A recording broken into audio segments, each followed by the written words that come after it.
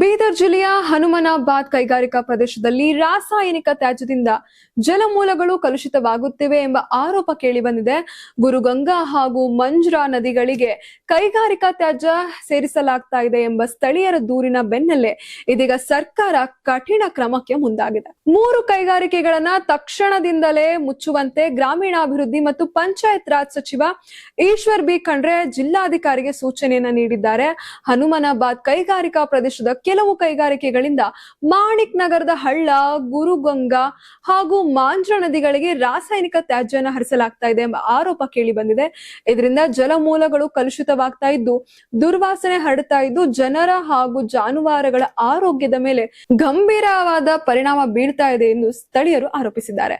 ಇನ್ನ ಈ ಹಿನ್ನೆಲೆಯಲ್ಲಿ ಗುರುಗಂಗಾ ಉಳಿಸಿ ಅಭಿಯಾನದಡಿ ಜಾಥಾ ಸಭೆ ಹಾಗೂ ಪ್ರತಿಭಟನೆಗಳನ್ನು ನಡೆಸಲಾಗಿದೆ.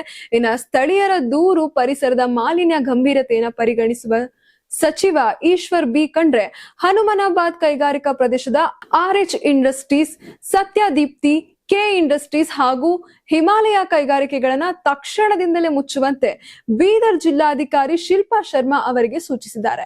ಅಲ್ಲದೆ ಕೈಗೊಂಡ ಕ್ರಮದ ಅನುಸರಣಾ ವರದಿಯನ್ನು 24 ಗಂಟೆಯೊಳಗೆ ಸಲ್ಲಿಸುವಂತೆಯೂ ನಿರ್ದೇಶನವನ್ನ ನೀಡಿದ್ದಾರೆ.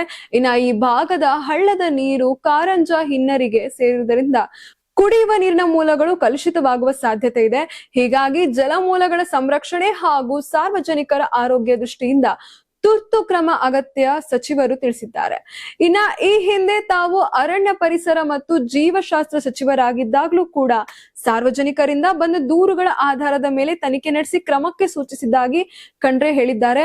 ಇನ್ನು 2024 ಜುಲೈ 29ರಂದು ಮಾಲಿನ್ಯ ಉಂಟು ಮಾಡುತ್ತಿದ್ದ 9 ಕೈಗಾರಿಕೆಗಳನ್ನ ಸೀಸ್ ಮಾಡಲು ಜಿಲ್ಲಾಧಿಕಾರಿಗಳು ಹನುಮನಾಬಾದ್ ತಹಶೀಲ್ದಾರರಿಗೆ ಸೂಚಿಸಿದ್ರು.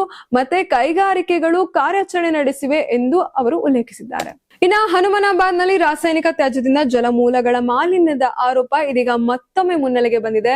3 ಕೈಗಾರಿಕೆಗಳ ವಿರುದ್ಧ ತಕ್ಷಣ ಕ್ರಮಕ್ಕೆ ಸಚಿವರು ಸೂಚನೆಯನ್ನು ನೀಡಿದ್ದು ಇನ್ನ 24 ಗಂಟೆ ಒಳಗೆ ವರದಿ ಸಲ್ಲಿಸುವಂತೆ ಜಿಲ್ಲಾಡಳಿತಕ್ಕೆ ನಿರ್ದೇಶನವನ್ನು ನೀಡಿದ್ದಾರೆ.